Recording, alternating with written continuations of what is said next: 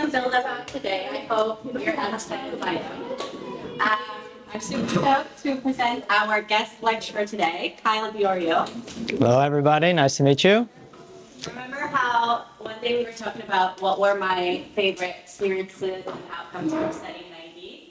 One of them is all the amazing connections I made. So from inspired teachers to inspired students. So today I want to present you Kyle. We went to class together. I was graphic design, Kyle was in media. Kyle is an amazing photographer right now and videographer who travels around the world with a base in Barcelona. So yeah, I'll give it to you, Kyle. Thank you. So thank you guys for coming. It's super early, so let's wake up and warm up. But I hope the presentation doesn't get too technical at times, but even if you guys aren't photographers, there will probably be a point where you will be working with photographers, or maybe you're on the other side of the lens. So it never hurts to know this information, and also to know what you want to achieve, especially out of this project that you're doing with Agatha here. So I'm mostly known, the colors aren't that great on this, but I'm mostly known for this type of photography. It's a mix between fashion and surf, Mediterranean inspired, sea inspired. I've been doing this for 15 or 20 years, and I've been in every type of situation imaginable, from fashion stuff to event stuff to just everything in between, underwater photography. So have a lot of experience there in a lot of different countries. And when I'm not doing the lifestyle and travel stuff, I'm also working a lot in music. I don't know if you guys are into electronic music at all, but I've been pretty involved in that world for the last 15 years as well. And I took a trip to Japan in September for the month, and now I'm kind of unboxing all of this footage and photos and lots of projects there, and hopefully we'll do an exhibition on this in the next couple months. Let's see. So kylediorio.com, and I'm on Instagram at kylediorio. So if any of the stuff that you see here is interesting to you today, I am always looking for assistants or interns to help me with this type of stuff. So speak to me after class if that's something that interests you. Today's lesson is going to be tools, tips, some terminology, workflows, so you can confidently make these images for this final project that you do have. Technical camera information, good to know. Shot types, framing, composition, aspect ratios, manual shooting and exposure. So I'm going to try to get you guys to feel confident to shoot manually with these cameras and not just do any automatic settings, because like that you're going to have the most control over your images to get the desire that you really want. Lighting. We'll do one case study for Hurley. I don't know if you guys know this brand. It's a brand that I work for as a creative director. Pre-production tips, production, post-production, and finally just a couple resources to get some information after. So that's going to be the journey of the presentation today. It's going to be an hour, so I try to keep it interesting and changing, so hopefully you guys can stay with me as best you can. So this is a quote I really want you guys to kind of sit on for a second. I think you're only going to run into competition if you're copying other people, and you would be competing against them rather than just competing against yourself. So I think everybody here has their own unique memory bank of experiences, of places that they've been, of personal style. So this project that you will do and photos that you take or images that you create should be an extension of you. Don't look to other people. Don't copy other people. Now, inspiration is something a little bit different. So you can say, oh, I like the mood of that photo. I like the way that this woman stands and presents herself. I like the blues that this guy uses in his photos. That's inspiration. Of course, everything comes from somewhere. So obviously use the inspiration, but use your authentic self and authentic experiences. That's going to be the best. It's going to give you the best results.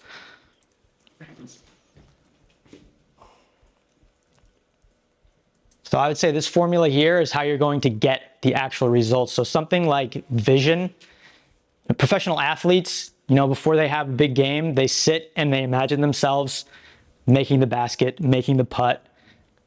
I'm doing the same thing before I'm doing a photo shoot or before I'm doing a travel. I will literally walk myself through the entire shoot and see maybe all of the situations that I would be in, the lenses that I would want to use, the potential positions of the model, how the light's going to change. Take the 30,000 foot view first and see kind of where the project's going to go. And that's going to make it easier for you when you're actually doing the project. You could say, okay, mentally I've already been here before, so I'm ready, I'm prepared. But of course, none of that is useful unless you can execute. So I'm sure everybody here knows a lot of dreamers and big talkers, but if you don't execute it, it's worth nothing, of course. So stick to your guns, stick to your plan. Obviously, be a little bit flexible, but maintain that vision the best that you can, of course. And they say the true measure of quality is consistency. So don't do something once and expect that you're going to be a pro, or don't do something once and think that you're going to be great and people are going to build monuments to you. You have to really put in the time and do it over and over and over. And that's the true result of consistency and passion, and that's going to give you the results that you want, and that's going to give you like a really good reputation, because I would say like reputation is the greatest currency you have in this world, in this industry, and that's going to follow you throughout your whole career. So be consistent as you can.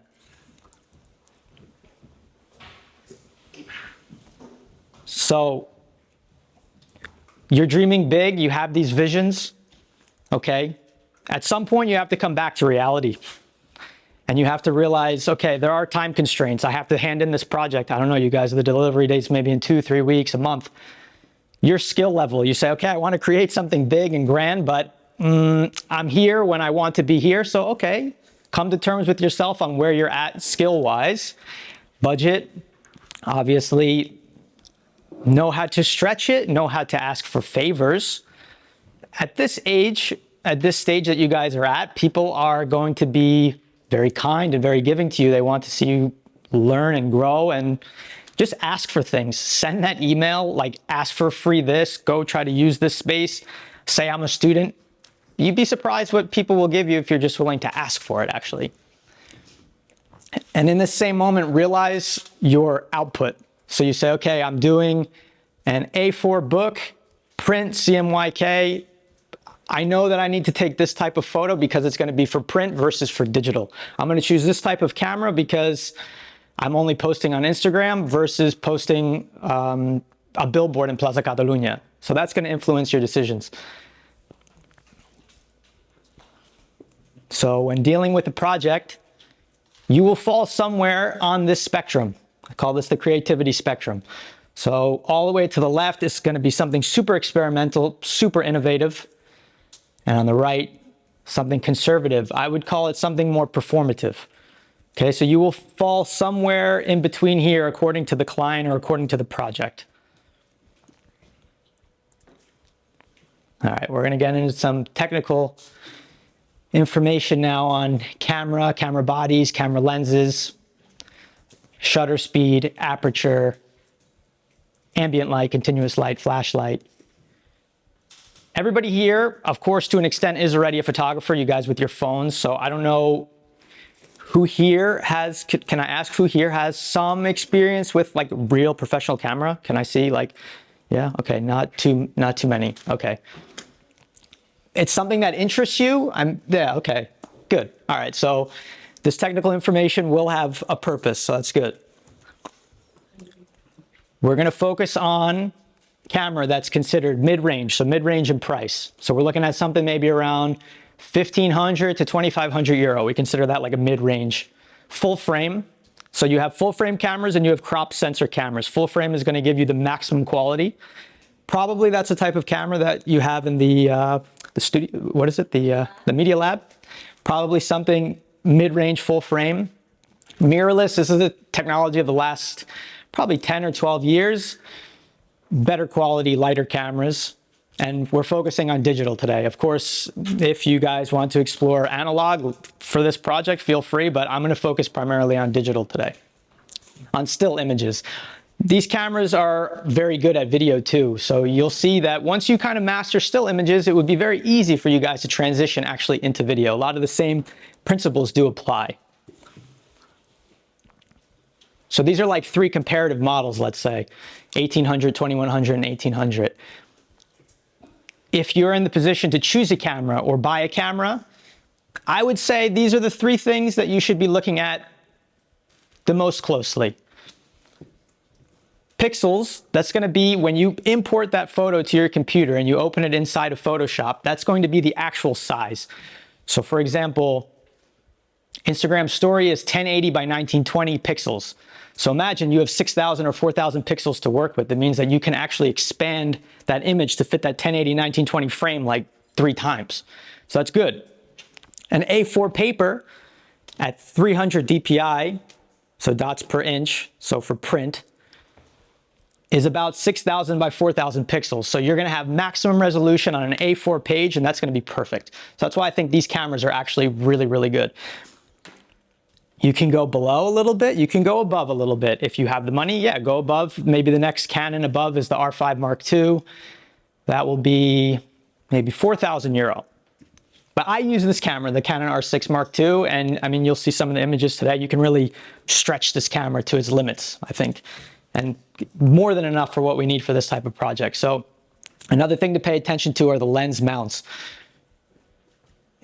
Maybe in the Media Lab, they have some great lenses, but maybe it was from previous versions of Canon that aren't going to work with this Canon right here. So when checking lenses, make sure that the mount is correct. There's converters, so maybe Media Lab also has that. Because there's some really great old lenses that are for Canon, but you can't use it on these new systems unless you have a converter. These cameras are more or less like all the same size, same weight. Articulating LCD screen on the back, this is actually a really good one. What I mean by articulating is that it can come out and it can turn 180 degrees. So if you ever have to film yourself, it's really good. Back before these models, it wasn't like that at all, and it really sucked. Lenses is a whole world. This is how you can really get the results that you want from your images. So we'll go over how lens focal length affects image. I think iPhone camera is maybe 24 millimeters. You'll see that as your millimeters increase, the compression on the face will also increase. As it's lower, say 20 millimeter, this is more spherical. And as you increase the focal length, it becomes more flat, and it actually makes, I would say, more aesthetically pleasing presentation of the human face. For portraiture, I like to stick between 50 and 85 millimeter. I would say that gives the most accurate representation of the human face. 200 is also one of my favorite portrait lenses. We'll see some examples now. So for fashion, portrait, product photography, you're mostly going to want to stay in this range here. All the way on the left, these are considered prime lenses. So prime, they don't zoom, they don't move. So that millimeter is what you have, is what you get. You have to physically move yourself back and forth to the subject. These are usually a little bit cheaper, but I think the quality on these is superior to a zoom lens. I try to stick with these the most that I can, unless I'm traveling or unless I'm very short on space. And maybe I have to use my travel lens. Another very solid portrait and all-around lens is the 24 to 70 millimeter f2.8. Something in that range you're going to be able to take for street photography, for studio photography. This aperture of 2.8 is going to give you the nice blurry background. Having that 70 millimeter zoom is going to bring you closer to the subject to give you that compression, give you that blurry background. It's going to be good enough. And these are 2 specialty lenses here. Macro lenses for very close-up, very detailed photography. You can also use that for portraiture too. It's good. And the tilt shift lens, this is actually primarily like an architectural lens, but it creates really incredible effects, like really cool, like horizontal diagonal streaks of blur that you can control in a more manual way. I use this pretty good amount actually too. It's really fun lens. But if you're going to choose something for this project, stay within this range. I would say good. Canon specifically, this red ring that you see around the top, this is L series. This is the most premium series that you're going to get for Canon. Of course, you can go below and you can still get good results. You can also maybe go to Sigma. Sigma makes good lenses for Canon. So you don't have to do L series lenses, but this is top of the line, hands down, premium glass. Okay, so understanding aperture a little bit, it's kind of like an inverse number. So as you go lower in aperture, we're increasing the amount of light that's coming through the camera. So in a very dark situation like this, I would probably be shooting at something like 1.4 or f2, 2.8 because of how dark it is in this room. The aperture, that's the amount of light that is coming in. So you can see from 1.4 to 16. Smaller aperture is 16. Even though the number is higher, it's a smaller aperture. So just remember that it's kind of like an inverse thing. When the number is lower, we call it shallow depth of field. It just means it's going to blur more when the number is lower. I'll go over some reasons of why you should maybe use more blur or not to keep everything in focus at a higher aperture number. So these are two examples here. This is Lola, Mexico. I could only bring 2 lenses on this trip. So I figured I could cover every situation possible. The left image, why am I using a 24-70 at 24 millimeters? Because I want a full shot. I want to show the whole body. I want to show the whole outfit. I want to show a little bit of the scene. So 24 millimeter is going to be good in that situation to give me that perspective. The image on the right you can see is with bokeh. This is the 200 millimeter at f2.8. So you can see that it's maximizing this blurry background.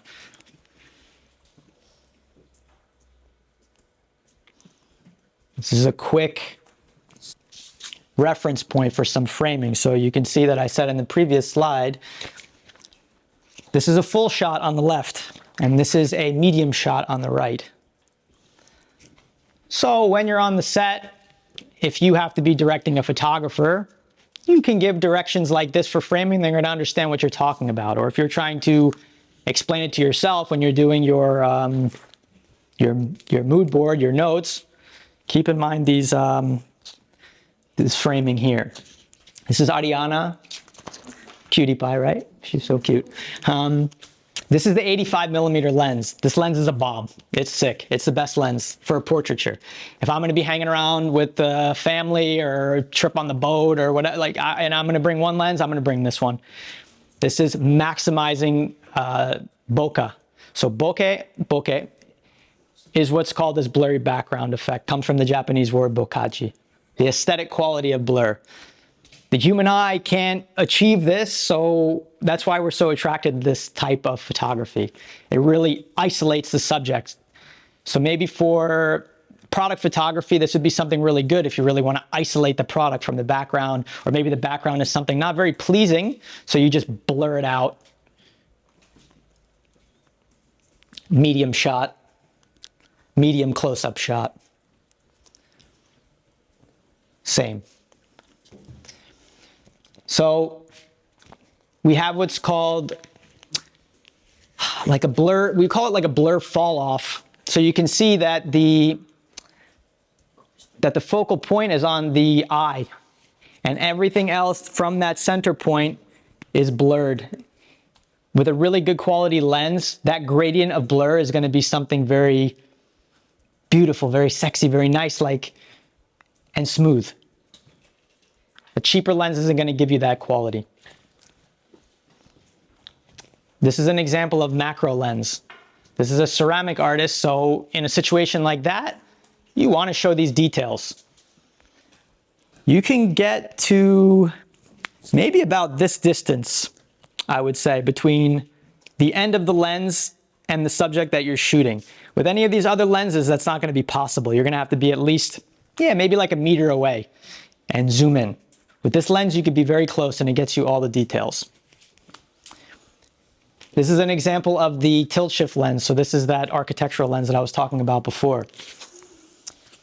This client was shy in front of the camera, so I told her, okay, I'm shooting with this very interesting lens that blurs most of you out, don't worry.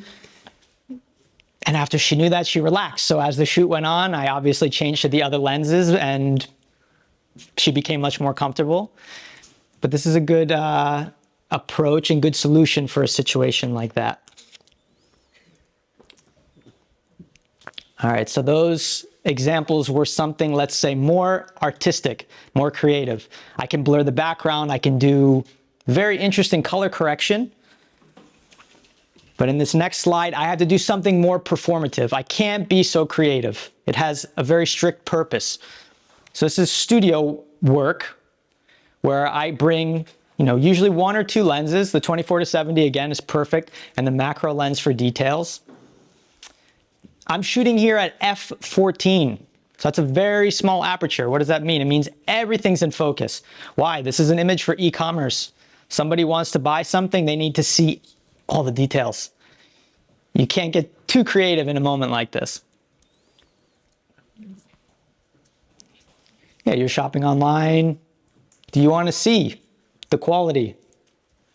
Use a macro in that situation, yeah. Question. Are any of these pictures retouched, or is it how you order these? They're all retouched. Yeah, we go over that later. I love, post-production, post-processing, retouching is one of my favorite things, so yeah. It's a shame because the colors on this screen are not actually accurate, better on this screen, but well, I could show you guys later if you want. Kyle, is it okay if we ask you questions? Of course. I'd like us to keep them for the end. No, please. All right. Of course, ask. All right, this is a more detailed description of the graphic that we saw before. Again, working from extreme close-up all the way to full shot and camera level. Shooting from overhead, shooting from eye level, shooting from shoulder level, shooting from hip level, knee level, ground level. So shot list. This is something that you would probably also put inside of your briefing to remind yourself or to give to the photographer on the types of framing that you would do. So extreme wide shot and wide shot. This is going to be done with a wide angle lens. Portraiture lenses, like we went over before, let's say maybe 24mm, you can achieve these types of shots, but maybe more around 19mm and 16mm, you'll get these extreme wide and wide. Like landscape photography, let's say. I don't know if you guys will do that too much in this project, but full shot, that's a classic one. Medium full shot, cowboy shot, medium shot. Cowboy shot I do a lot. I really like this one. I think it's like a good mix between medium full and medium. Medium close-up shot, extreme close-up shot.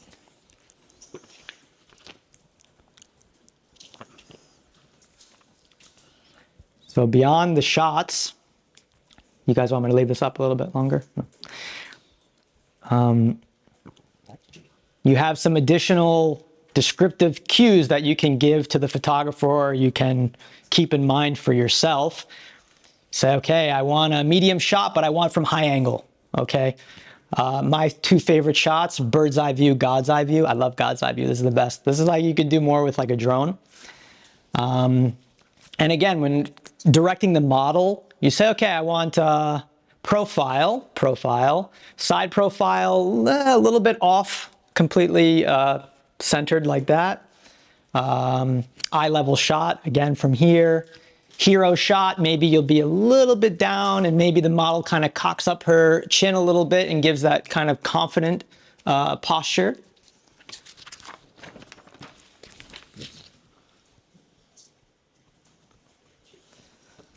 Okay, so when referring to images, image orientation, the correct terminology is landscape and portrait. That's correct, but you can also say, and people will understand if you call it horizontal, vertical, it's the same.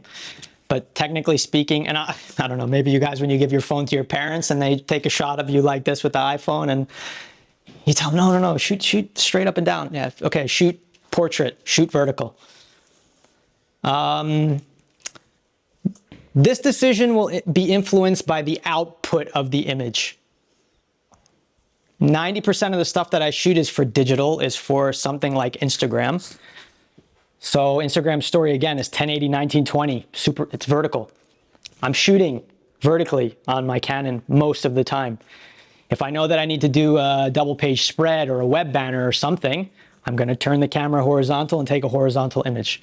So just kind of understanding where the image is going to go. Of course, during the shoot, you're changing back and forth. A lot of the times now, I'm actually shooting like the double, because I'm also shooting video where, okay, if I need to use this later for some other use, I need to shoot horizontal. Now I need to shoot vertical. So I'm kind of going back and forth with that.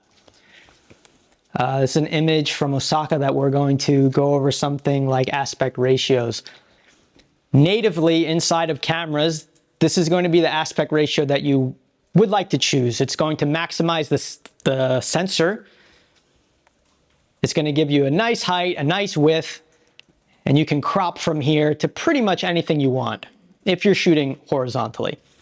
So inside the Canon camera settings, or Sony or Nikon, you can choose between these aspect ratios. You'll find that there. The other option is 4:3. Probably won't use that ever. This is like the Instagram grid post, 1:1 square. 4000 by 4000, that's pretty good. Imagine for Instagram post, max resolution is 1080 by 1080. So say with this image, if I wanted to post on Instagram at maximum resolution, I can crop out like this part here only, and the details will be great. The image will still be really great because that's a very big image. 16 by 9, this is more for video. This is a classic video aspect ratio, but you would use this for probably like a web banner, I would say. This is the Instagram story aspect ratio, 9 by 16, 1080 or 1920. So imagine the same 4 by 3 aspect ratio can be split evenly for an A4. There, this is A4. Double page spread book, left and right. And you got the full image, no cropping. It's great. Again, so at 300 ppi, pixels per inch for print, I mean, Agata will probably go over this more. This is what you'd like to aim for, maybe at least 280 up to 300. And on that same A4 double page spread, you can fit 4 uncropped 4:3 aspect ratio images of A5 size.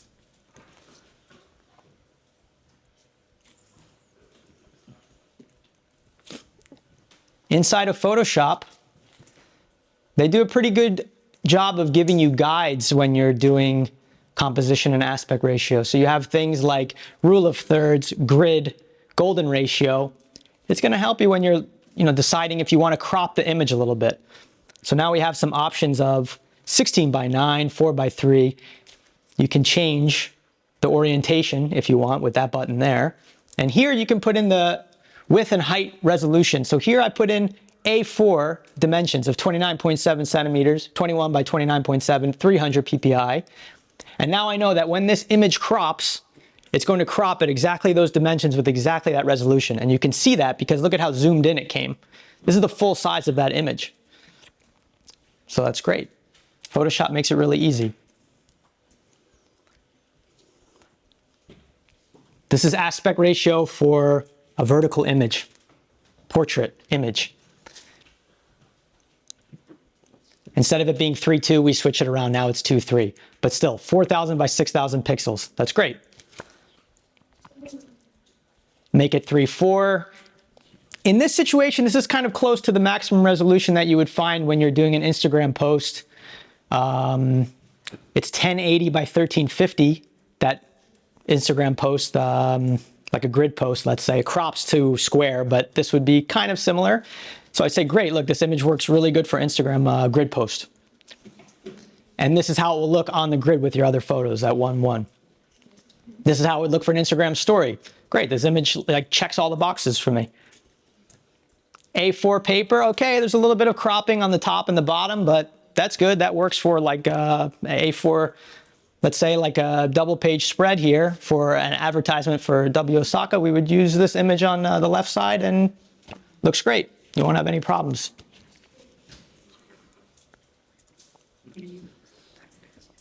All right, now we'll go into a little bit of manual controls of the camera. Manual mode, M. AV, this is aperture priority mode. TV is shutter priority. P is priority. You can shoot on those other ones too, and it's like, we call it semi-manual. But let's aim to shoot manual if we can. It's going to give you primarily control over 3 settings, which is going to be the shutter speed, the aperture, and the ISO speed. And you control those 3 settings with these buttons here. 1, 2, 3, 1, 2, 3.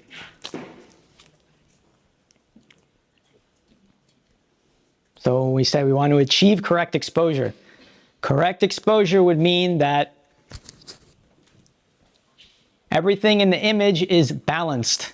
We have lows, mids, and highs, shadows, mids, and highlights. If you've ever seen an image where it appears too hot, too burned, the face is too white, the sky should be blue, but it's white. It means that exposure wasn't done correctly. Too many shadows on the face. You can't see the details of the fabric and something black. It means that the shadows, the lows are being crushed. So you want to get that image to correct exposure. So this is like a balancing act between these 3 values, these 3 manual settings on the camera of aperture, shutter speed, and ISO speed. So aperture we already went over. We know that those are represented by the numbers 1.4 to 16. Actually, it goes to 22. Shutter speed. This will represent how crisp the image is.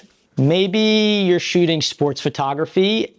You want to capture and freeze the moment. Okay, you want the shutter speed to be super fast. 1/5000th of a second.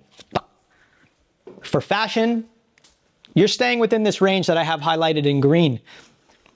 I'm normally shooting around 1/250th of a second.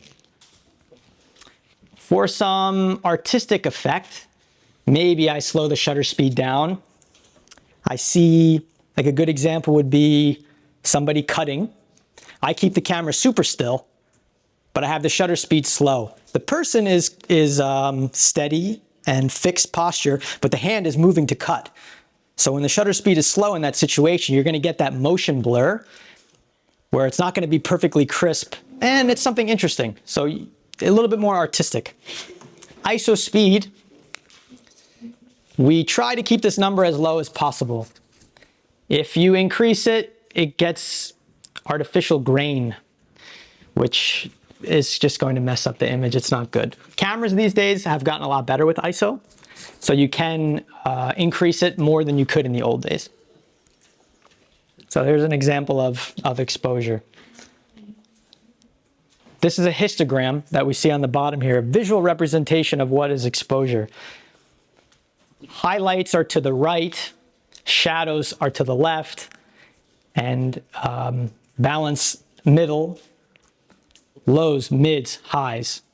So you can see the visual representation of why left image is overexposed, why center image is good. So in this example here, okay, the image is over. We're shooting in the studio. We take a shot. We look in the LCD. We say, oh, fuck, this image is overexposed. We need to make an adjustment quick. So we have the choice between, we can increase the shutter speed, instead of it being 1/500th, increase it to 3000. So that means, okay, the shutter is going to go faster, so less light is passing through. That could solve the problem. In option 2, we increase it from 500 to 1000, but we lower the ISO. Instead of it being 5000, we lower it to 2000. Option 2 is going to be a better option, even though they might both achieve the same thing. Option 2 is going to be better because why? Because we're lowering the ISO speed. When you can, if you have that option, put the ISO speed down. It means it's going to be less grainy, more crisp. All right, now we go into a little bit about lighting. Ambient light. Ambient light would be a situation that we have right now, something coming in from the windows. This room with no lights on, this is ambient lighting. Flash or strobe, kind of interchangeable terms. This will be the big unit that you see sit on top of the camera, or the big strobe units that you would see inside of a studio with the umbrellas. And continuous light is any light source that runs without doing some sort of interrupted pause. So even, this projector would be considered like a continuous light right now. It's on. These lights in the classroom, continuous light on.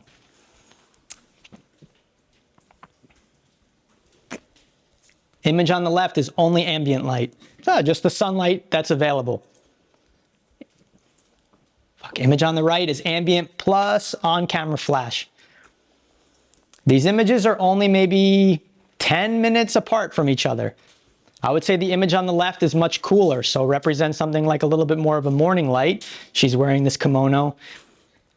Image on the right appears something more warm. So why do I add the on-camera flash? To warm the image, to make it something a little bit more bright.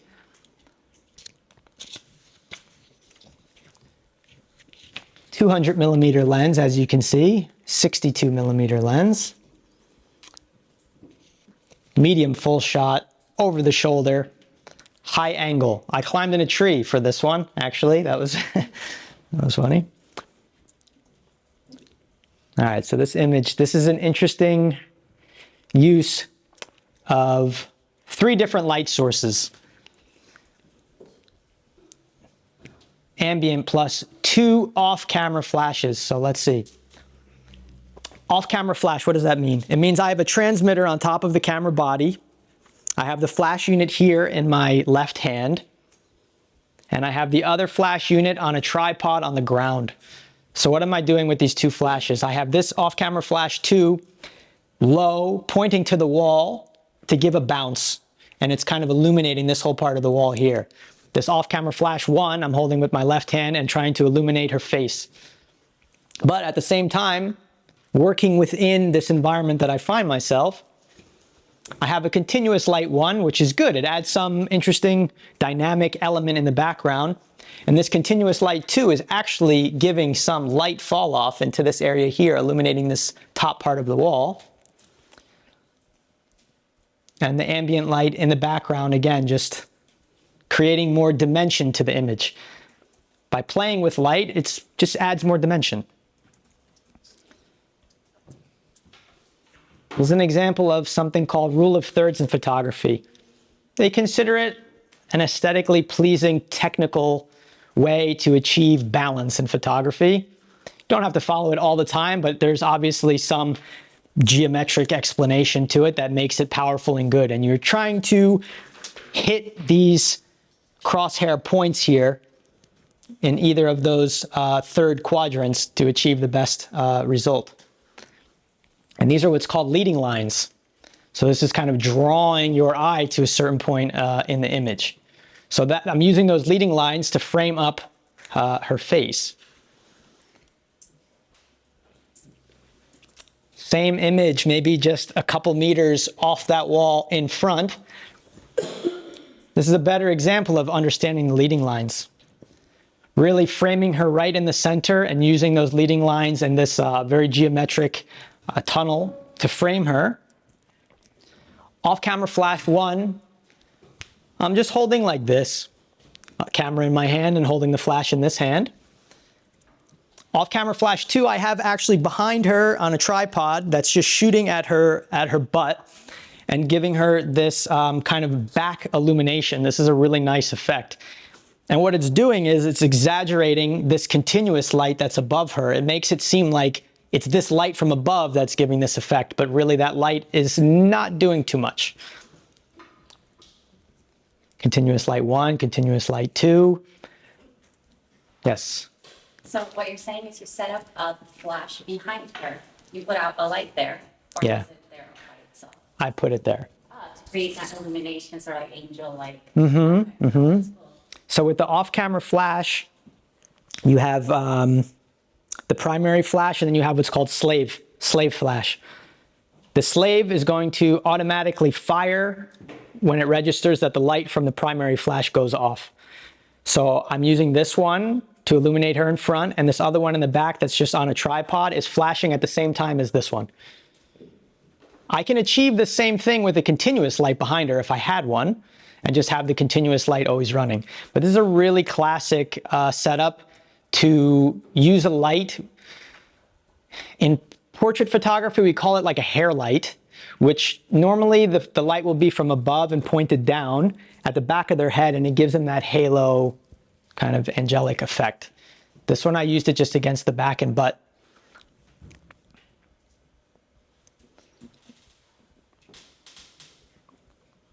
Again, rule of thirds.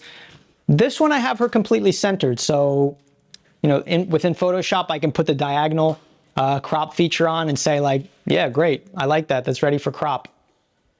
She's perfectly centered. Golden ratio, same thing. Yeah, I like where she's sitting in the frame. I like that the face is on this upper horizontal line and the hands on the lower. Good. So this is a more performative, less creative example. An interview, okay? I can't do something too artistic. I'm working with 5 different continuous lights in this situation, 5. Key light being diffused onto the subject. I have the lamp 1, LED on the ground pointing at her back for that hair light, lamp 2, and lamp 3. This lamp 3 is giving some warm illumination on the sake bottles here. Lamp 1 is next to the sake bottle on the left there.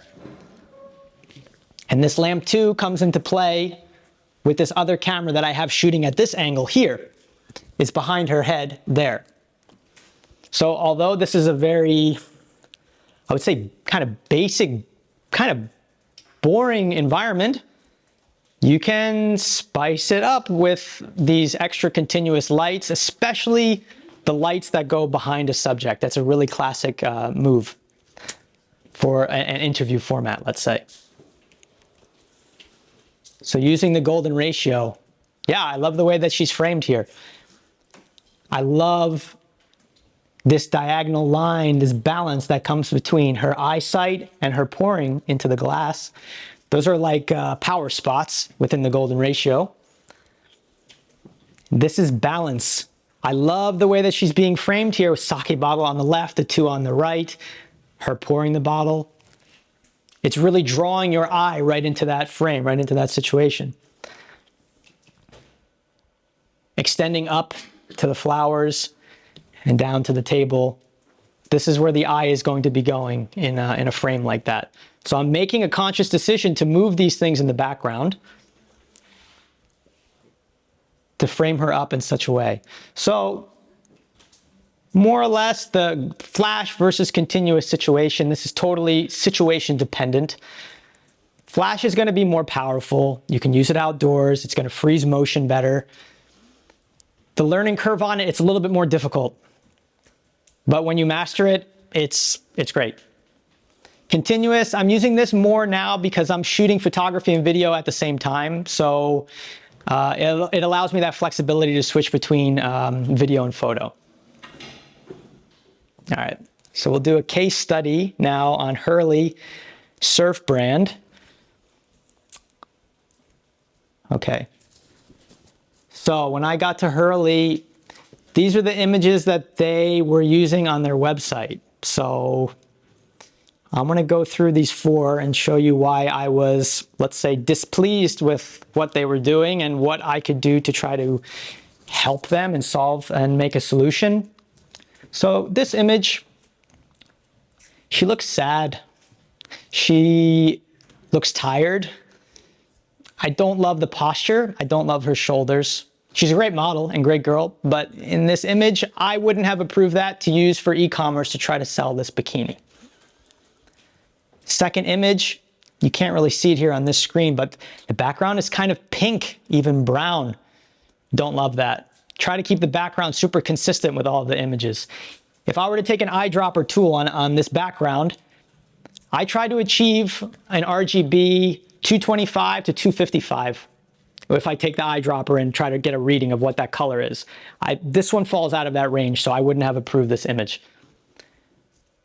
Her skin is blown out. Don't love that. Too pale, too white. Same situation. Here you can see a little bit better. Her skin is completely blown out. The highlights are blown. The pink on this hat, for sure the pink in real life doesn't look like that. Too much light power on the hat and too much light power on the shirt. She's blending completely into the background in this image. There's no separation between her, the shirt, and the background. And this one, this is a surf brand. Started in Southern California, surf, active, fun, youth. I wouldn't use a model that's super pale in this situation. So I made it a requirement that they have to have a certain level of tan to be modeling bikini stuff. That goes without saying. So when you guys are choosing your models, this is brand specific, of course, you worry about things like that. Attitude, for example. You can know that, okay, this ad is from Chanel. This ad is from Yves Saint Laurent. Why? The mood of the model, the posture of the model, color correction, these things. So if you have control and you can make the choice, choose your model well and direct them well. I made an e-commerce image guideline PDF, super intense document, internal document, to help the internal team decide what to do during these shoots. So again, like I was just saying, what do I want Hurley brand to represent? Or how do I want the models to represent the brand? They should be confident. They should be approachable. They should be relaxed. They should be sweet. They should be somebody that's fun and youthful. Details. Swimwear and lingerie, 40% returns in e-commerce. It's the highest out of any item in e-commerce. Why? Women are very specific about the way something like that fits. They want to see the details. They weren't showing the details before. Something important. Again, poses. In a studio setting, it's a completely flat environment. So try to give the model something dynamic. Get them moving, get them turning. Don't have it so static. But at the same time, in this situation, for Zalando, I can't have models jumping. I can't have like crazy things going on in the scene. So I have to keep it kind of conservative, but still something, creative at the same time. Wow, yeah. I have a question. In a shoot like this, do you, are you also the art director and are you also guiding the model? Or do you prefer to only take photos and have another art director be the one who guides the shoot? It's a combination. Usually I'm shooting and I would have somebody more taking care that they're hitting their mark, that they're standing in the right spot for the lights, and that all of the items are fitting them well. There's no distractions, tags, lint, things on them. But I know it's easier for me from creating this image guideline, like, okay, I'm shooting a top. There's 6 shots that I need to accomplish. So I could just go through it. And if somebody behind me sees that she's fading a little bit and maybe the happiness and energy is going down, they could be there to support me to bring her back up. This is the same garment from a year previous. You can see here, this image is very soft. It's very flat. Definitely doesn't represent how that garment actually looks in real life. So what do we do with this posing here? I love this pose that she does. She's a really great model. Has some nice framing and dimension doing this with her arms, kind of bowing out the knee, turning the head a little bit to be like a side profile. Super happy, something dynamic. I like this image a lot. Detail, accurate color. Again, detail. You're understanding the bottoms with the tops. You can see some of the back closure. It's kind of accomplishing a lot all in the same image, seeing how the butt looks. Again, the back closure system. This is super important. This is a detail that people want to know before they're buying something and spending 70 euro or whatever this costs. Same thing for the chest, closures, straps. Important details when buying something like this. Also quality, right? This is a brand that Yeah. has a really high quality of product, and it shows the stitching. Exactly. It's a double layer. Exactly. Exactly. You want to spend that money and buy with confidence because again, that 40% return, that's killing a company. So if you can mitigate that by giving them really high quality images to understand what that garment is going to have, the qualities, it's going to be much better for everybody. And then I go into a little bit of the colors in a couple slides because color is also very important for this. This is a basic studio environment of using 4 strobes, 2 to illuminate the background and 2 key light strobes to illuminate the subject 4 meters away. Very simple situation. This isn't a huge brand.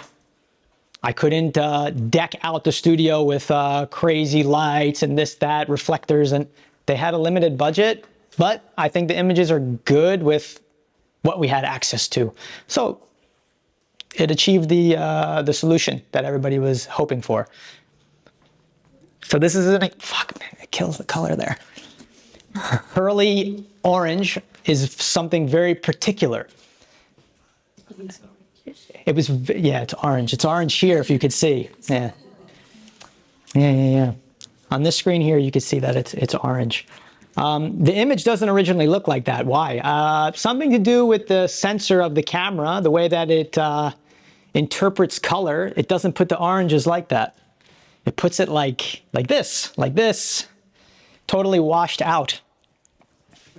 So I introduced, this is called Calibrite Color Checker. For fashion, for e-commerce, color accuracy has to be spot on.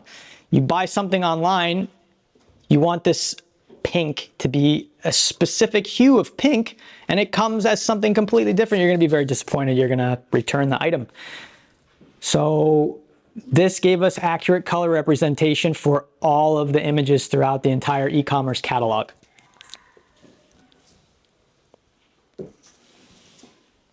Okay, so now pre-production, production, post-production.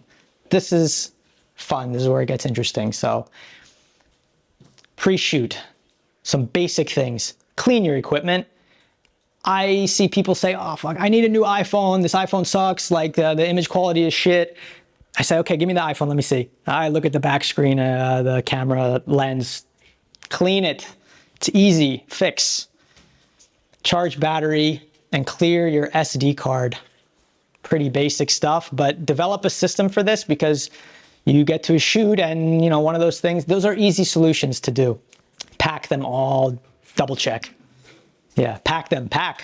You get to the shoot, you say, shit, I left my SD card in my computer at home. Like, oh, I forgot to charge the battery. This is an easy one. Develop a system. SD card. This is the one that I use for the Canon R6 Mark II. This is good. You can go faster. You can go bigger, but instead of being 28 euro, it's going to jump up to 70 euro the next one up. This one accomplishes everything you need. Don't cheap out though on this because, you know, if this megabyte per second, instead of it being 200 and you say, I want the cheaper one at 100, you're doing rapid fire shooting and then you have delay, you have lag on the camera and it interrupts your flow. That's not good. So just spend a little bit extra money and get a little bit faster card. Pre-shoot, shooting plan. Write your ideas down. Pretty simple. Develop, start a new note. Make a checklist of things that you want to accomplish on the shoot or just inspirational things, notes to yourself. Organizing now, save time for later on. Same thing, screenshots, Pinterest, whatever it is. Save it in your phone, create albums, make a system so you know on the day of the shoot, ah, shit, I really want to get this type of shot where the model is looking like this, with this posture and this lighting, with the couch. Just go to your images, you have it. Equipment transport. This seems kind of basic and maybe unnecessary, but it's actually very important. If you're shooting in the field, you want to be able to have access to your equipment very easily. You can't be rummaging around in your bag or, not knowing where things are. And it should be secure. This one's nice. It sits on the back. It means that nobody can take my lenses or body away from me because the zip closure is against my back. It's secure from what? From the elements, from the rain, from dust. I can fit a tripod on there. It's perfect.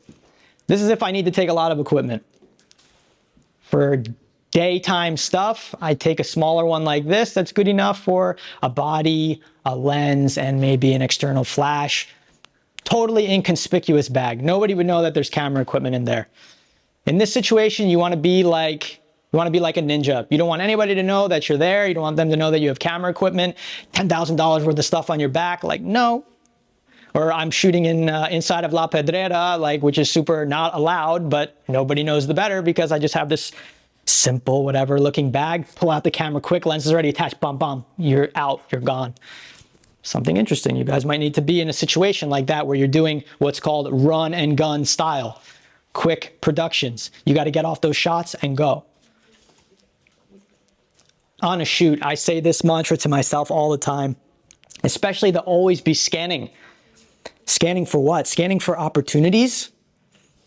Okay, I see that the sun is moving in this direction in El Gótico, and in the next 10 minutes, it's going to come right in the middle of the street. It's going to illuminate the whole street. I'm going to get a beautiful golden hour. Great. Oh, there's a tree there next to the pool. I'm going to climb in that tree and try to get some shots from above. Great. I see that the tag is sticking out, and all those shots that I just did of the last 20 minutes, I can't use. Just be watching around. See who's coming onto the set. See who's watching you. Always be positive on set. People are going to mirror the energy that you are giving to them. So whether it's you and the model, or whether it's you and the team around you, let them know that they're doing a good job. Smile. Have what's called tactical empathy. Empathize with them, but do it in a way that has purpose. Make it genuine. And always be secure. Watch your stuff. If you have lights, weigh them down. Put a sandbag or a camera bag on top of it to make sure that your equipment is where it needs to be. You don't just leave the camera bag over somewhere else and have somebody else watch it. No, you take control of the set because that set is yours. Whether you're shooting on iPhone or any type of camera, if you can check off these things here, you're going to have a good shot. Lighting, framing, composition, focus, mood. Check those off and you're good. So post-shoot, post-production. 4 different steps that you're doing in post-shoot. You get home from the shoot, you sit down in front of the computer, what do you need to do? You need to import the photos, rate them, develop them, and then have them ready for output. Using these programs here, I focus on. For develop, let's say, if you don't want to use Photoshop, you want to use Lightroom, you can do it, but I prefer Photoshop for different reasons. I think it's a super powerful program and does everything you need. Import.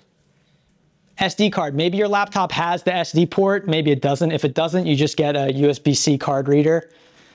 Very simple. Faster that is, the better. Finder window comes up in Mac. You're going to see on the left side here in pink, Canon 128 gigabyte card. Great. I renamed it as that. It doesn't come like that. DCIM. I don't know why that's the folder name that they give for Canon, but that's what it is. Okay, I see all my files are inside of this subfolder here. Cool. What do? I open a new Finder window. I say, okay, I want to put this inside of my documents folder on my Mac, not on an external drive. I want to put it on my Mac. I create now a new folder structure. Every time before I start a project or import new photos, I have a system of developing a folder structure. Get into the habit of doing this. It's going to help you. It's going to organize your things. You're going to know where everything is very easily. The client, Kara, photos, the date, These are the raw images. Okay, good.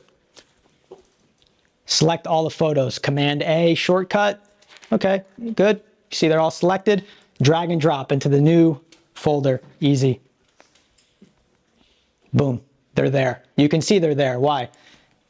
Card, window, new window, photos are there. Good.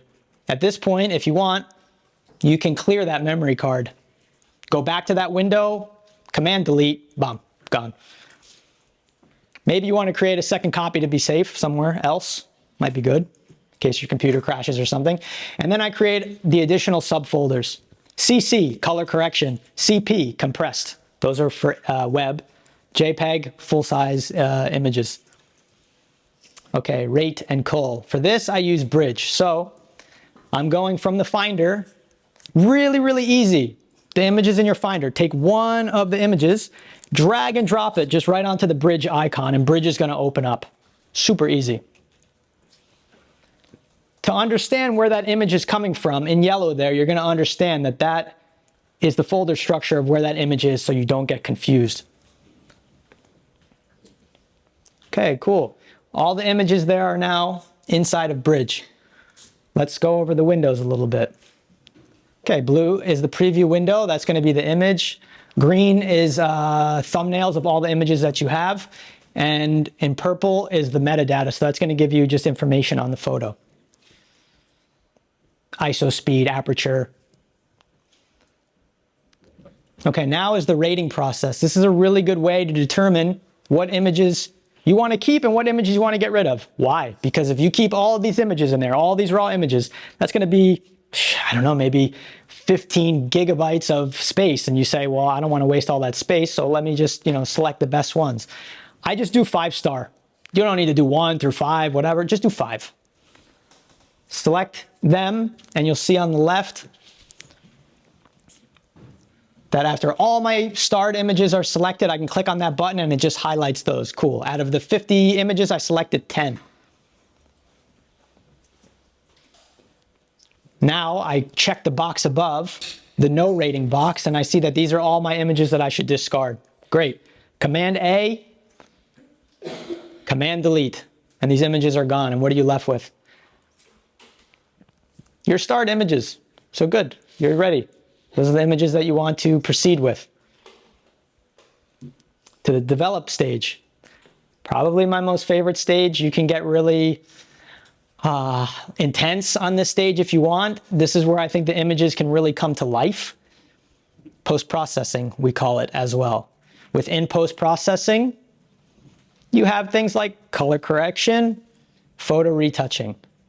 Primarily, we're going to focus on those two things. I didn't go over before about the RAW versus JPEG situation, but you have the option in your camera to shoot either one or the other. RAW images are bigger, but they're going to give you full access to Adobe Camera Raw, which is going to give you full access to editing capabilities within Adobe Camera Raw, which means if something is a little bit off, the highlights, the hue, contrast, you can manipulate the image much better with RAW. Ultimate control.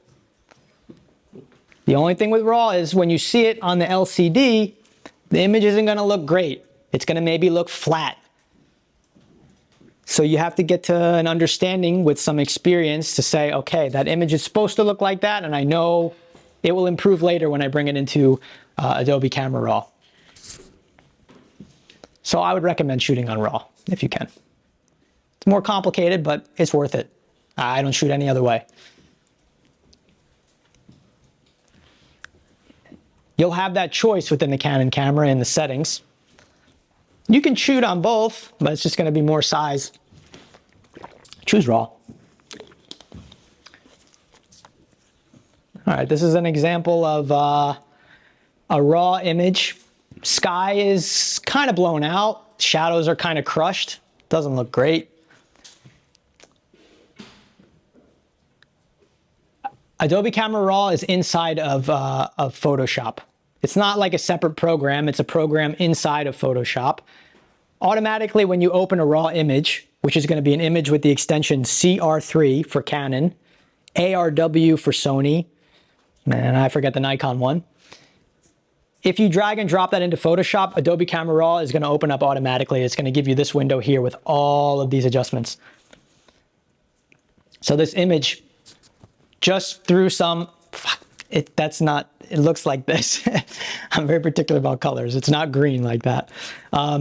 Bring up the shadows, fix the sky, add clarity.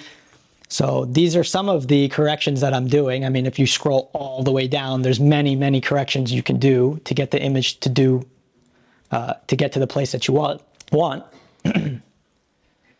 Same. So this is how it looks out of the camera, raw. And this is how it looks after fixing the things in the photo that need to be fixed. So when doing post-processing, we want to do what's called non-destructive editing. This means that you're not editing on a master file. So you can go back and do changes if you want. You say, oh shit, I airbrushed too much of her face in this shot and I wish I didn't do it so much.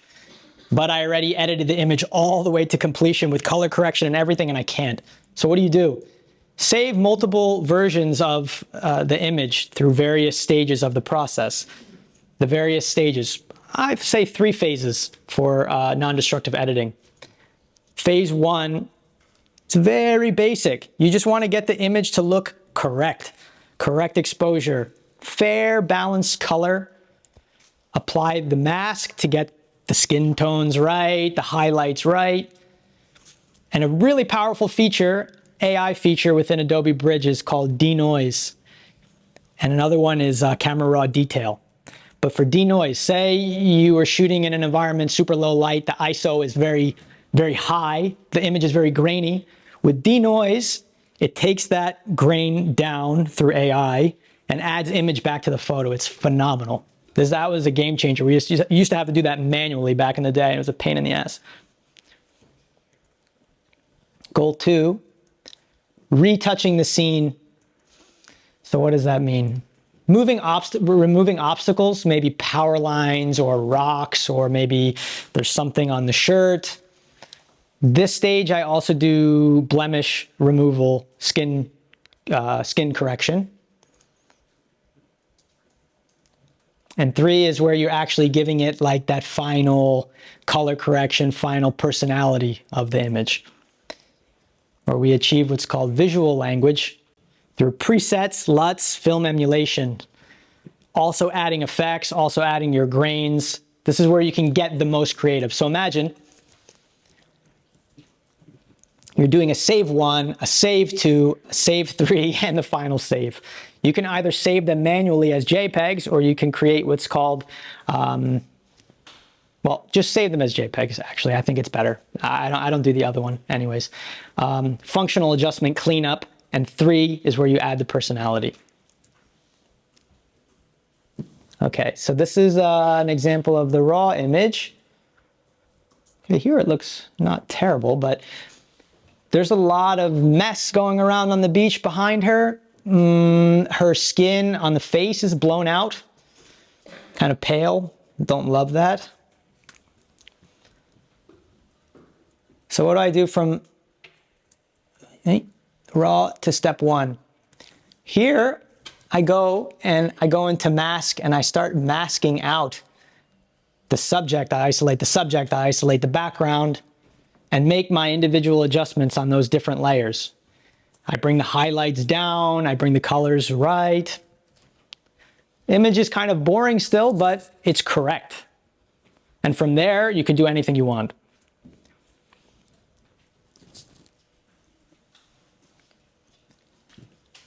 So in step 2, these are some of the tools that you have access to within Photoshop.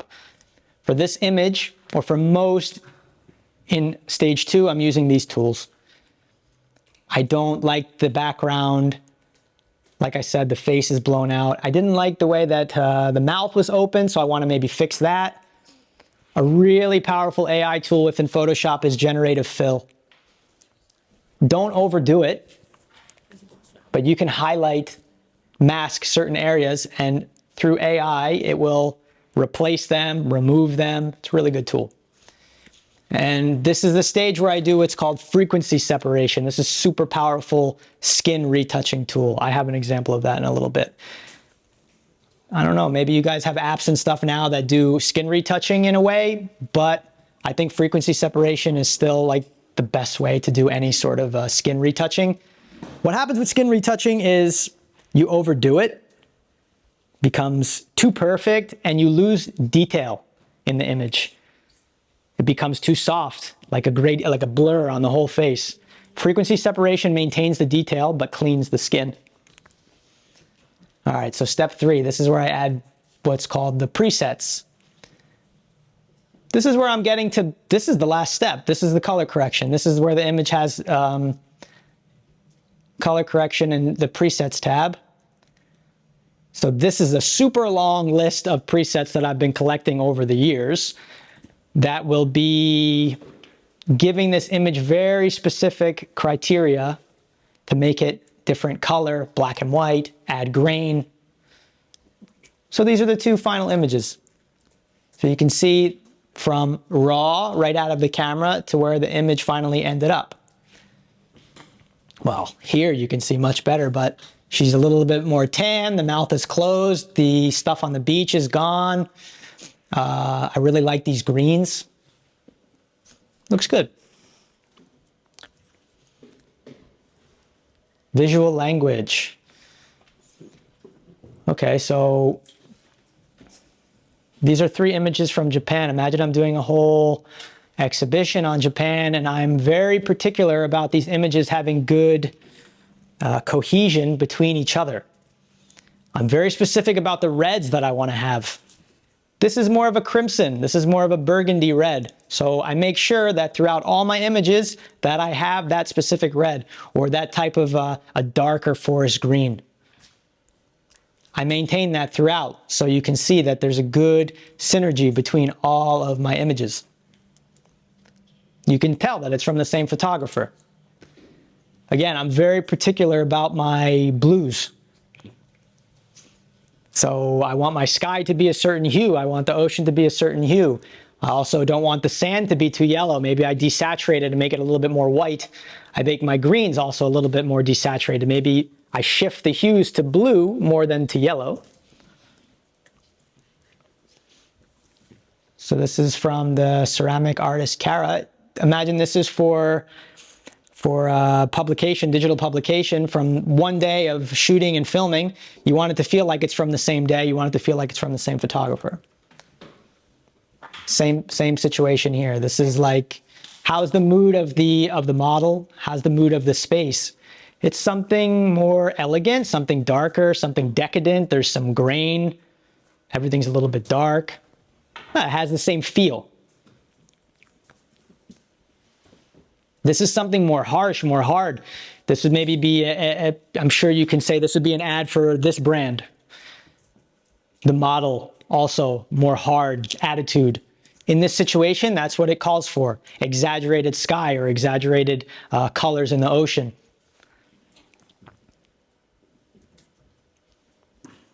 Again, so when you guys, I don't know in the end which brands you chose, but you're going to make an analysis on the visual language of the brand. I don't know if you guys need to follow that visual language or you get to create your own. I'm not sure. What is it? They get to choose. You get to invent. Follow or do a rebranding. Ah, okay. Okay. In the real life situation, in the real world, maybe there's a brand DNA where they only give you that range of look. In our brand book, we can't create images like that because it has nothing to do with the brand DNA, so don't go there. But in your guys' situation, you say, no, okay, Carhartt's always been kind of for the average working man, basic images, whatever. I want to make it more edgy. Okay, you could do that. How do you do that? Through visual language. So maybe you change the color correction, maybe you change the composition, maybe you choose a different type of model, different type of attitude in the images. Quickly, LUTs and presets. This is going to help you in your color correction phase in step 3. LUTs are more simple, presets are more complicated. Presets are going to change all of the settings. A LUT is kind of like the patina, the seasoning at the end of the photo that's just going to change color or lighting. It's a mathematical thing where it says this hue of blue changed to this hue. Very simple, very easy. It's a good way to accomplish like a good look. Preset is something more intense. Apply that at the end. Some resources for presets. Just Google search Photoshop Lightroom preset bundles, LUT preset packs. You can find a lot online. Some you have to pay for, some are free. Effects, quickly, same thing. This is Atmos, really cool one.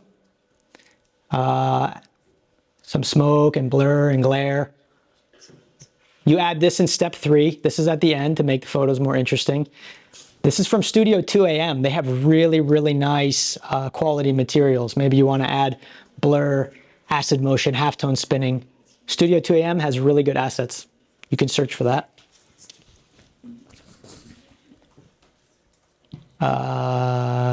Denoise, Upscale, AI. This is an AI program, Topaz. I use this one a lot. Imagine you're getting a photo from somebody in WhatsApp. They're not willing or understand how to send you the full-size image from the weekend. Low-resolution image. I say, okay, fine, send it. I open Topaz, I put it in there, and what can I do? I can take that 800-pixel image, and I can double or triple the size. Maybe it's super blurry. I can add sharpening. Maybe the image was taken at night. It's got tons of noise. I can denoise it. This is a really powerful app. Don't overdo it because then it can look super artificial. But you can use this within Photoshop. It's really good, really powerful. Which app is it? Topaz. Topaz AI. It's a really good one. They have it for video as well. Topaz. It comes in the Creative Cloud. Hey? It comes in the Creative Cloud. No. It's a third-party app. Yeah. All these apps, like all presets, apps, LUTs, they're all on super sale right now from Black Friday, so it's a good moment like to get this type of stuff actually. Yeah, this one's great. I use that a lot. Skin retouching. Wow, look at this. This is what I'm doing for skin retouching. So with the healing brush tool, this is sped up to 500%. So, you know, maybe a photo for me can take anywhere from 20 minutes to 2 or 3 hours to edit. Imagine, depends on how complicated or messed up the photo is. So I'm removing the blemishes on the face in that stage. Now I do frequency separation. So you'll understand. Why would I use frequency separation? It's usually about achieving a balance in the skin. You'll see that, yeah, highlights, blown out areas, maybe like gradient imperfections of the skin. Frequency separation is going to solve that. This is a super powerful skin retouching tool. It's not difficult. Just takes a little bit of time. You could do it anywhere on the body.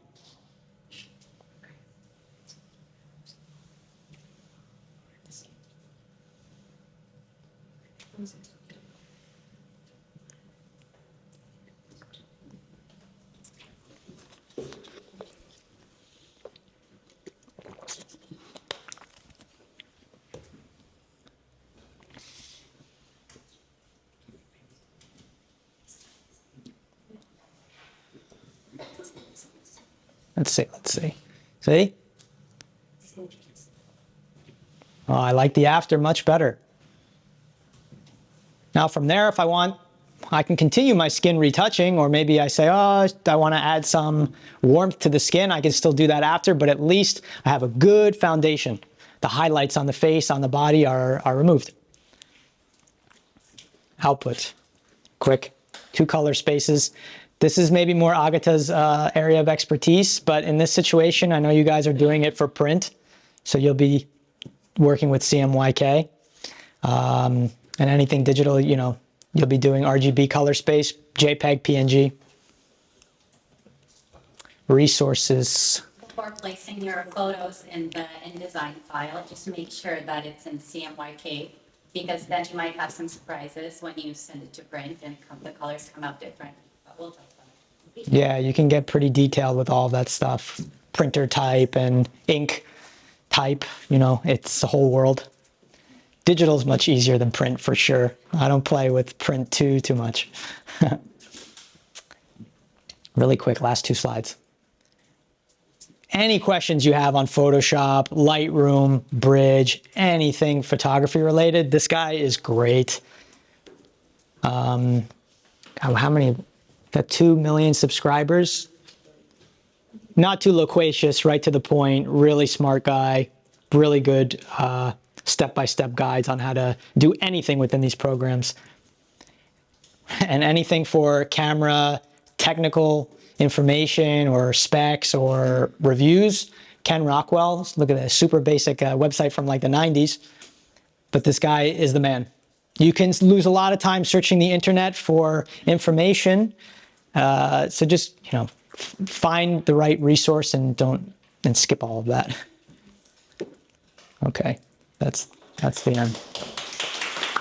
Thank you. Hopefully that wasn't too long, but sorry, that was very intense, guys, but it was a lot to get into just like 1 hour and change, so. All right, let's bring out some questions to Kyle. Don't be shy. Yeah, and if you don't want to ask the questions now, you can also just send me a message later. Agatha can find a way to get in touch. But yeah. For example, why did you choose Canon over Sony? Early on, you kind of have to, you don't have to, but you choose a path just based on investment. Imagine I already had 6 or 8 Canon lenses after a few years of collecting. To switch to Sony at that point would just be not cost effective. But there are some positives and negatives to each one, for sure. I do use a Sony as a secondary camera for video. Okay. Yeah, with a few basic lenses, yes. So, like, if you were starting today, what would you choose? Yeah, that's a good question. Maybe Sony. Sony has really good video. I shoot a lot on video. Like, so the hybrid cameras from Sony are really good. Sony also has Carl Zeiss is a lens that they make, which are just like the best glass that exists in the world.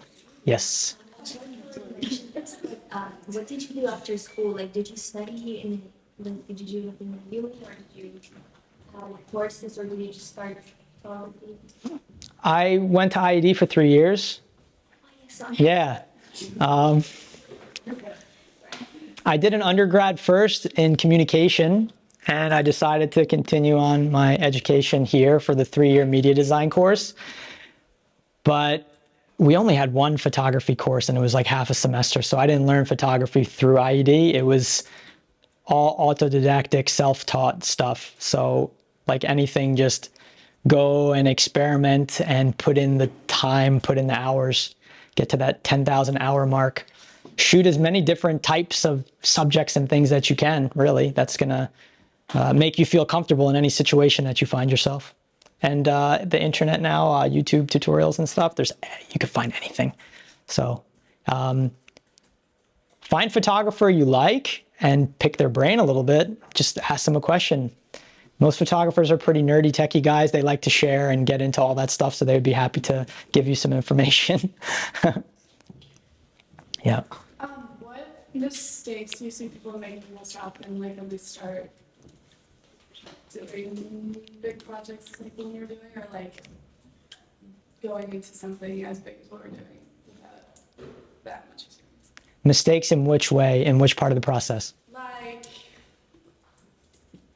Like wasting time trying to figure out how to do something, or like doing something wrong, and then you wasted however, whatever, and then you're ending up with like 100 pictures you could use, or Ooh. you know what I mean? Yeah. Know yourself, of course. Understand your limitations and like the realities that you have, and create a good roadmap for yourself in the beginning of the things that you want to accomplish. Like in the early stages, you're going to make mistakes, and of course, you're going to learn from those mistakes. control the things that you can control. So, I mean, you're not going to make mistakes on a photo set, on a photo shoot, if you know how to deal with people and deal with yourself. And okay, some technical things, yeah, maybe the image doesn't go to a 100%, but what are we aiming to achieve here as humans? Maybe we get to like 85, 90%. That number will increase as time goes on, but don't be super hard on yourself in the early stages, of course, and be realistic with what you would like to accomplish, I would say. I don't know, what would you add to that? That's a good question. Well, the slide that you put, that was, you know, the obvious stuff, but happens all the time, like the SD card, Yeah. the battery, the equipment, all the covering the basics. Yeah. Yeah, exactly. So do the basics, cover the basics. You'd be surprised, like, get involved with as many stages of the creative process as possible.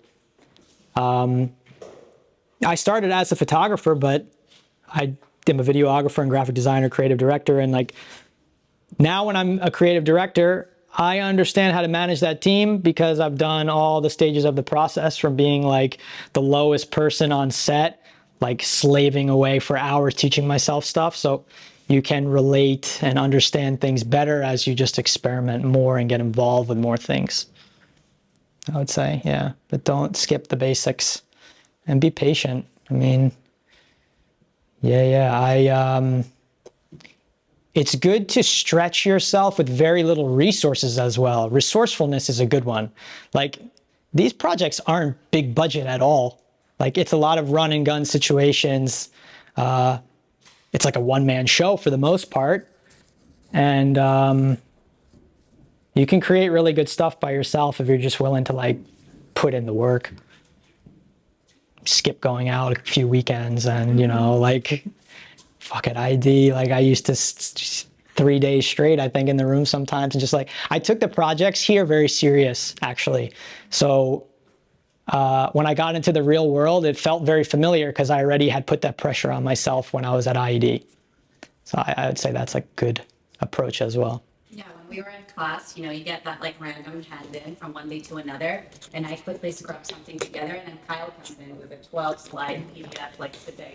We're over prepared, and got him where it got him, you know. So I think this is a good approach to take. And actually, this is going to make you laugh, but I remember a conversation that we had in uni. So I was super like beginner designer, kind of designing invitations for my mom's birthday party. And this guy is giving speeches at the Apple store. And I'm like, man, how do you do it? Like, how do you get there? And I remember you said, fake it till you make it. Ah, yeah, totally. Tell us about this philosophy. Like, how do you take that step, you know? Nobody knows what's going on inside of your head. Like, you just be confident, even if you're not confident. And what you'll find is that the confidence actually just comes. After faking it for so long, it becomes like a pattern of like, oh, okay, I'm actually a confident, competent person. So just through repetition. Most people, yeah, they don't know what's going on inside of your head. And most people out there are just winging it as well. I've worked with some really big companies, and like, you meet the internal team and you're just like, how are you working in this position? You're like, not there, but so most people are just faking it anyways. So, but when you have a good body of work and you are a competent person, you can rest on that. So that's going to give you confidence. Like, especially in this type of work, it's like, I can let the work do the talking for the most part. It's like, okay, I don't have to speak, like, look, this is the output. So that helps a lot too. You got to know how to sell yourself, obviously. You could be the greatest artist in the world, but if you can't do a pitch or succinctly elevator pitch somebody on what you stand for and what you can give, nobody's going to take you serious. And people will give you 30 seconds of their time and then ciao, on to the next one. So you got to be able to eliminate the unnecessary and just be very efficient with the way that you deliver information.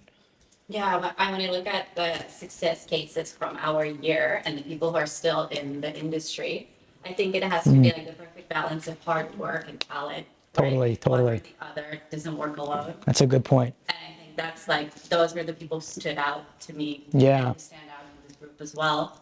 So, if you are maybe lacking in one sector or the other, try to balance it out a little bit. And yeah, what Kyle said, just like confidence and approach, and also ask for favors. Yeah, totally. Use the resources that you have. Yeah. Maybe allow friends, colleagues, the internet. Yeah, it's all out there for grabs. And you'd be surprised just through asking what people will give. But you got to ask first. And you make a really good point. Like, if you lack the talent, you can certainly outwork somebody, and nobody can take that away from you. So use your natural ability, stretch it the most that you can. But if you can't anymore, just work them, outwork them. And you'll get to where you need to go. And that's why I say this consistency part of the process. Yeah. Consistent delivery, and then you embody it. Then it's just you. At the end of the day, clients that reach out to us, they want people who perform well. Like that wow factor, Yes. it only lasts a while. But at the end of the day, you have to meet the deadlines. You have to put in the work. And I think it's all about that balance, right? Definitely. Being dependable. They know that you're going to deliver on time to a certain level of quality. They'll choose you day in and day out over the new hot whatever, young talent, whatever, because they know that they can depend on you, and that's what they want in those situations for sure. Dependability, yeah. And then maybe you can give us some tips for this specific project. So imagine we want to work with a photographer to help us out. Can you give us some tips on how to brief a photographer? Like, what do you like to hear from an art director?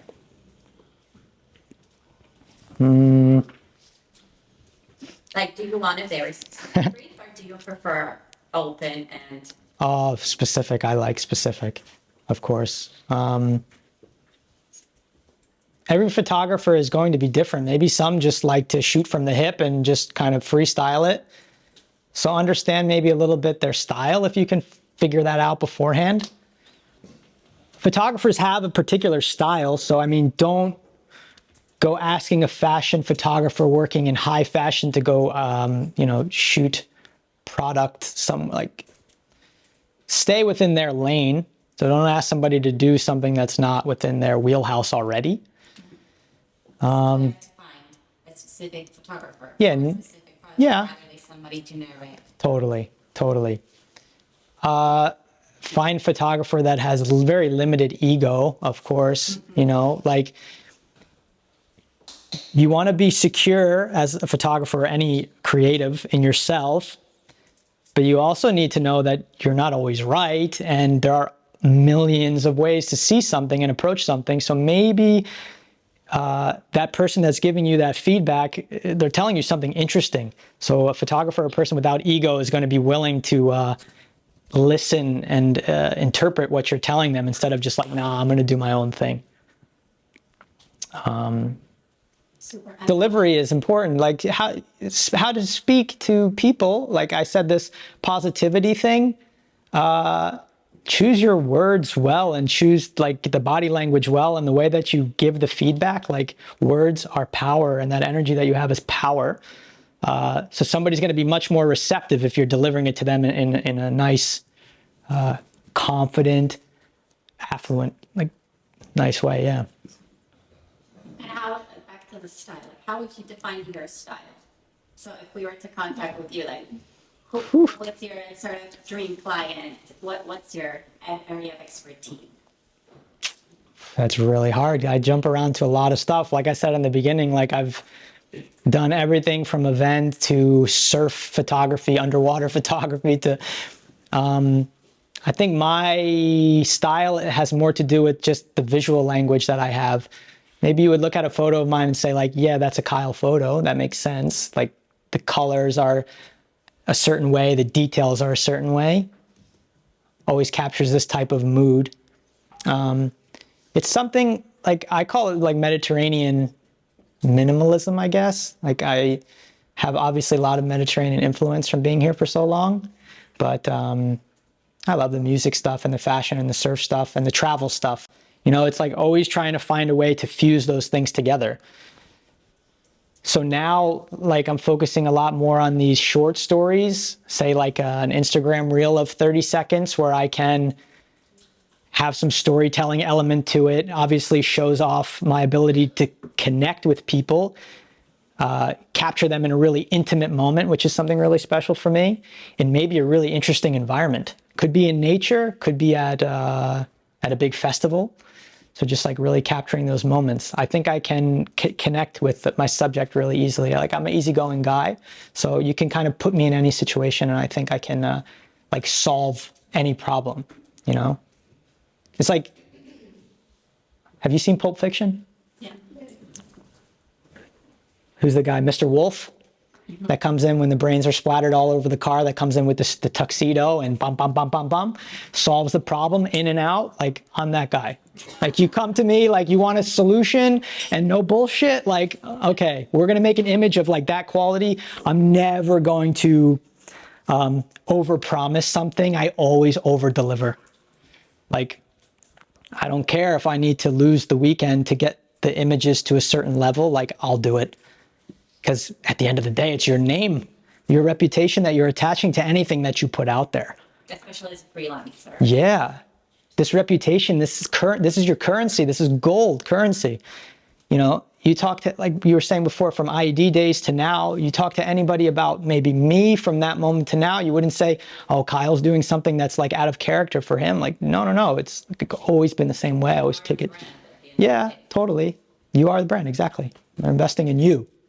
So, you know, I don't know, and this you guys are fashion marketing. So, I mean, I don't know if it's a creative role per se. Like, man, maybe you could be like art directors of a brand, or maybe it's something like marketing manager of a brand.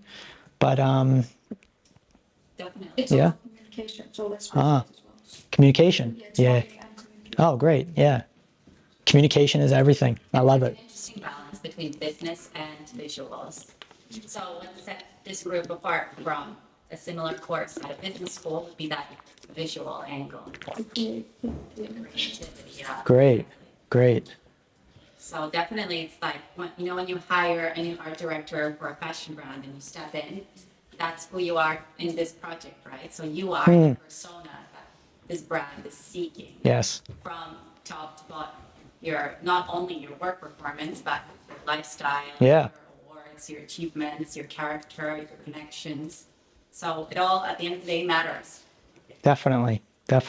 Don't be afraid to show yourself off through Instagram or whatever it is on like the work that you're doing. So people want to see what you're up to.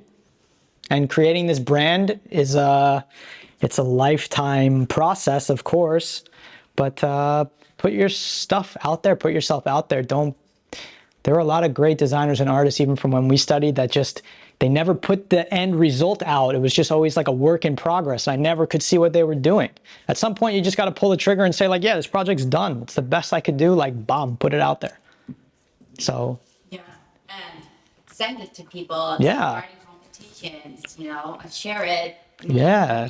Annual recap of your project. Definitely. Print it, send it to places. Definitely. Spread the word. Yeah. Create opportunities for yourself. Yeah. Exactly. Nobody's going to do it for you. I mean, if you're super lucky, maybe, but no, you go out there and hustle. Talk to the people, send the message, print the book, go and do it. Create opportunities for yourself. And once you do that, you'll see this snowball effect of mas. Yeah, totally. That's how it happens. And then boom, one day you're big.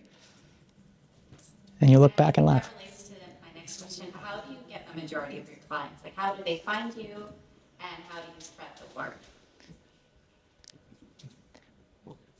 Mostly it's through word of mouth, I would say. I was very lucky early on to get a few big clients that had a lot of clout and a very good voice in their specific industry. And once somebody else in that industry sees that you've done something for them, it's an automatic pass to just like, yeah, this guy's legit. He's good. Like whatever we need, bomb, give it to him. And eventually you develop that niche where if you want to do something surf, like, yeah, you come to me, like, for my whole history of surf in all the unique ways that I've been involved in that. So people know me like for that, or for the music thing. So just kind of choose the thing that you're passionate about. I mean, it would be a shame to work for a brand or work in a field that you just kind of don't give a shit about. You know, I've been super lucky where like I am a surfer, I am a DJ, like I love that stuff. So for me to create with those people inside of that industry, I understand it very well. I understand the language, the vernacular of the industry itself. So it's very easy for me to create images and create any kind of communication because I'm from within for a really long time already. Well, I think sometimes it's also interesting if somebody from a totally different industry reaches out to you and maybe asks for your input, just like as a wild card. Oh, sure. Yeah, sure. I don't know if they'll get what they're looking for by asking you, but of course, always be interested in broadening your horizons, of course. But you'll find that through time, you kind of default back to the same thing. Your passion, your propósito, this is like what you're here for. You'll always kind of get pushed back onto that path. Yeah. All right. But stay curious. Questions? What format of portfolio do you have? You have the website, the socials. Yeah. Do you have like a PDF that you share with a client or anything like that, or would you? Yeah, sometimes I do. I usually make it like client specific. If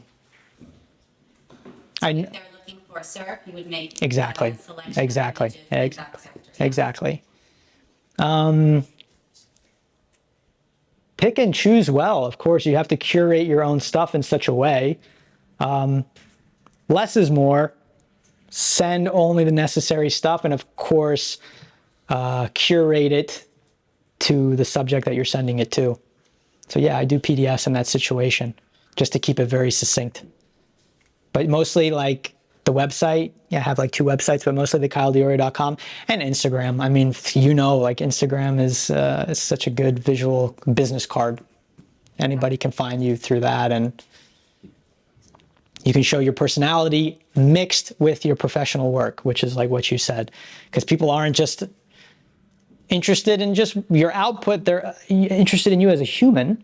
So they want to know who they're working with and kind of what you stand for. So something like a social platform is a good way to show them that personality that you have and your values a little bit.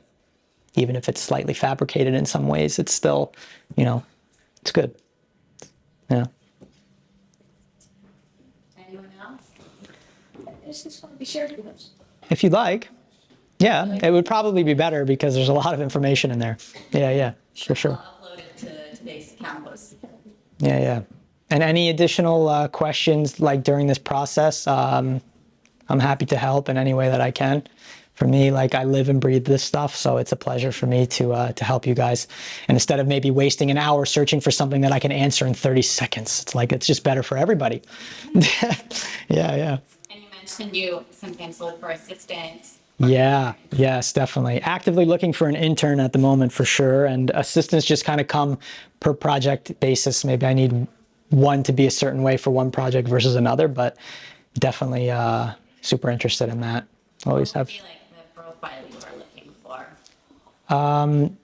Hard worker and competent person that can understand directions like the first time through for the most part, and like kind of technical person. It's a lot of technical stuff. If I'm calling something a certain way, you know what that means. Fashion related, but somebody that's not willing to be adventurous and be like athletic as well, and like in a lot of different situations. Yeah. Cool. Yeah. All right. Thank you so much. Thank you. Thanks. Amazing. Okay, let's take a 10-minute break.